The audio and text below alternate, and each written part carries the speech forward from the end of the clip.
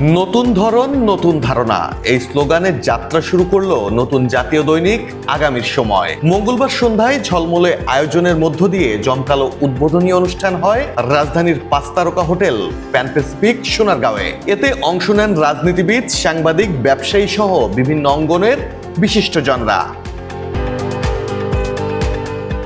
অনুষ্ঠানে উপস্থিত ছিলেন দেশের শীর্ষ পর্যায়ের শিল্পগোষ্ঠী মেঘনা গ্রুপের চেয়ারম্যান ও ব্যবস্থাপনা পরিচালক মোস্তফা কামাল। প্রধান অতিথির বক্তব্যে তথ্য ও সম্প্রচার মন্ত্রী জহিরুদ্দিন স্বপন বলেন, দেশের সমন্বিত রেগুলেশনের জন্য একটি গণমাধ্যম কমিশন গঠনের উদ্যোগ নিয়েছে সরকার। নতুন এই কমিশনে আগামীর সময় গুরুত্বপূর্ণ ভূমিকা রাখবে বলেও আশা প্রকাশ করেন তিনি।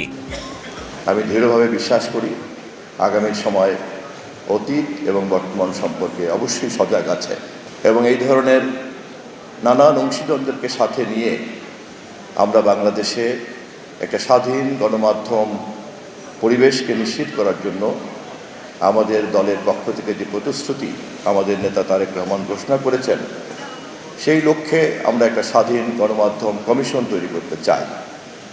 স্বাগত বক্তব্যে আগামীর সময়ের সম্পাদক মোস্তফা মামুন বলেন, সাধারণ মানুষের কথা বলতেই যাত্রা শুরু করেছে পত্রিকাটি। সবাইকে সঙ্গে নিয়ে এগিয়ে যেতে চায় আগামীর সময়। জাতীয় নাগরিক পার্টি এনসিপির মুখ্য সংগঠক সার্জিস আলম বলেন, আমরা চাই আগামীর সময় যেন সময়ের চাহিদা ও জুলাই অভ্যুত্থানের স্পিরিটকে ধারণ করে। গণমাধ্যম যেন কোনো বিশেষ দলকেন্দ্রিক না হয়ে বাংলাদেশকে ধারণ করে, সে প্রত্যাশাও ব্যক্ত করেন তিনি।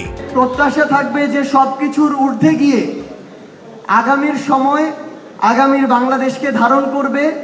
আগামী সময়ের জন্য অনেক অনেক শুভকামনা। অনুষ্ঠানে অতিথিরা আশা প্রকাশ করেন, বস্তুনিষ্ঠ সাংবাদিকতা, গণতন্ত্র ও সামাজিক উন্নয়নে ইতিবাচক ভূমিকা রাখবে আগামীর সময়। Mahmudul Hasan Shaon, green TV digital.